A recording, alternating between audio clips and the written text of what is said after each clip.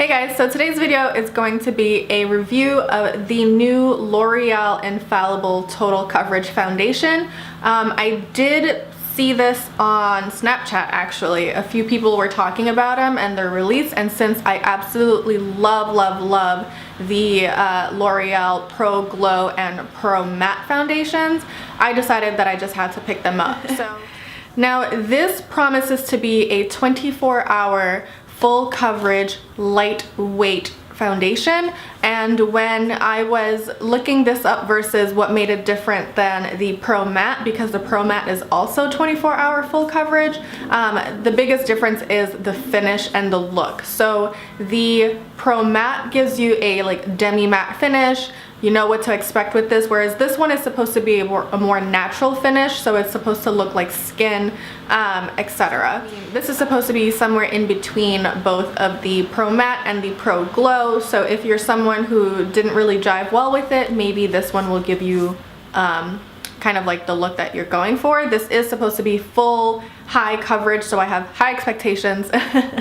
So from what I've read, if you are, whatever shade you are in Pro Matte and Pro Glow, you're also supposed to be in the Total Coverage Foundation. But as you can see, like the bottles are so kind of hard to read. I normally wear shade 312, that's the deepest that they go in for the L'Oreal ones, and anything else is just way too light for me. So I'm lucky in the sense that I can wear the deepest shade, although like, really, I'm not the darkest skin that there is. But when you look at this bottle, it has a very red tone to it, and I am not a red undertone kind of girl. It makes me look orange. I have a yellow undertone. I can lean a little neutral, but I'm more of the golden yellow undertone. So I also picked up 311 because although this is a lighter, it does look, at least from the tube, to be a little bit more of my skin tone. But when you swatch it out, you'll see it's not the case. So right here is the shade 312, and over here is the shade 311. So you can definitely see I am not 311. And this one, it is red when you like swatch it out, and it has a mousse-like texture, which is very interesting. I'm not generally a fan of products that have a moussey texture. It's just not really something that I prefer. I just like a liquid or a powder. Like I hate mousses, only because of how they sometimes apply on the skin. It's very hit or miss, but I am gonna give this a go.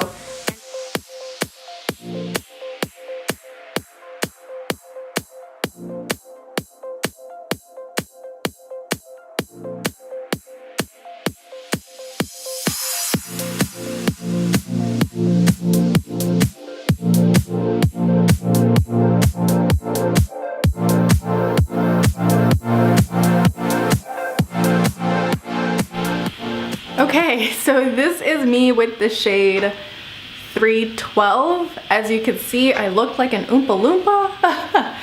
It is very red. If I'm looking to the side, it's because I'm looking at my viewfinder, just to see what I look like on camera. In person, I just look very red, and you can see a clear difference. I did bring it down to my neck, but that didn't seem to do anything.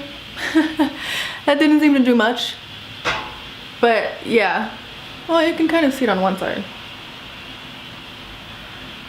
So yeah, this is what it looks like when it is just blended out. I definitely think I would have to mix the two shades, 312 and 311.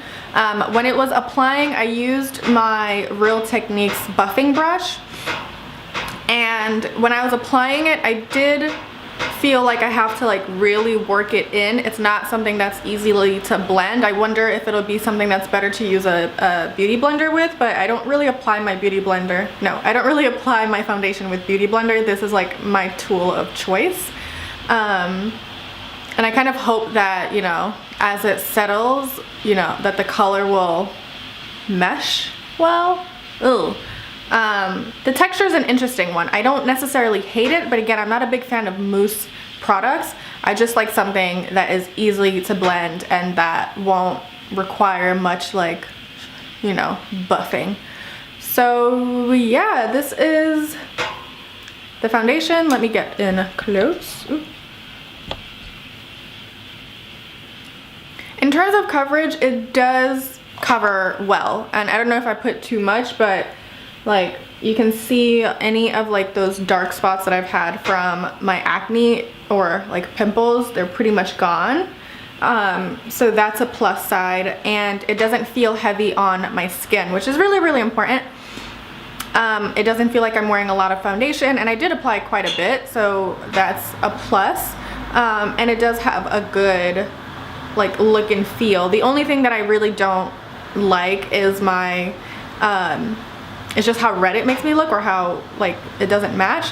When it's close up like this looks amazing. It looks great. It looks beautiful. But when I pull back and you can see the rest of my body, it just does not, it does not look well. So, and then just for a side-by-side comparison, I'm going to show you guys what this foundation looks like, or what the shade 312 looks like versus the shades 212 and 112.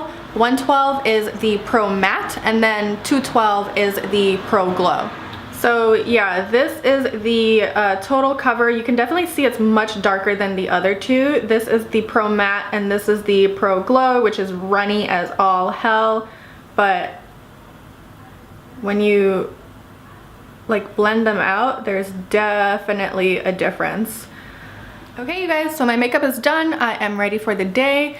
As I was doing my makeup, I feel like it didn't look as jarring as it did when I first applied it. As you can see, my neck is still a completely different color than my face, but YOLO. So yeah, I'm just going to wear this out for the rest of the day. It is currently noon, so I got a late start on my day. But yeah, we'll see how it wears. I did notice some creasing underneath my eyes as I was going in with my concealer, so I just have to set that. I did set my face all over with powder. I use the CoverGirl Queen Collection powder. So yeah, I'm just gonna continue living my life. I'm gonna film a couple more videos, so you will be seeing this outfit again. And I'll check in throughout the day and let you guys know what I think. Hey guys, so I am back, and it is 7:45 p.m. and I've been wearing this for a couple of hours. I wanted to film an update 2 hours ago, but I was eating and then I forgot, and it wasn't up until just now when I looked in the mirror and I was like, holy crap, I have to show you guys this. So I'm very oily, as you can see. Again, I have very oily skin, so I love a foundation that will mattify while still being full coverage, and this one, it's got the coverage, the full coverageness, but it does not fight shine whatsoever. So and yeah, so this is me after I blot. It does look good after you blot. I don't know if this is my thing, you know what I mean? Like, I'm not really gung-ho about it. So yeah, so that was this foundation after about 5 hours of wear. I am going to continue wearing it just to see how it wears even longer throughout the day. If I were to do my makeup earlier, how oily it gets. I'm not a big fan of it, just of how shiny I got. It's not even hot outside. It's not hot in my apartment. It's in the dead of winter, so it'd be one thing if I was like sweating, but I haven't been doing anything really aside from just hanging out. So I was disappointed to see just how shiny I got after not doing much. So I can only imagine after like a full work day when I'm running around and all of that good stuff. So not my favorite, but I like the coverage. I will have to mix the two shades if I continue wearing it. I just think that there are other foundations out there that do wow me and that I do love. The one thing that I will say also with this is that after all of my makeup is on, I feel it on my skin, and I kind of just want to wash my face at this point. Although after you blot and all of that, it still looks good, so I'm not too worried. I'm not overwhelmed, I'm not underwhelmed. I think I'm just whelmed with this foundation. It's not something that I would say you have to run out and get. Maybe if you have drier skin, or if you're someone who isn't as oily as me, this might be a good deal for you, but I just think that there are other options on the market, especially the Pro Matte. I'm just gonna stick to that guy. So thank you guys so much for watching. If you haven't already, please subscribe to my channel. That way you don't miss out on any videos, and I'll see you next time. Bye.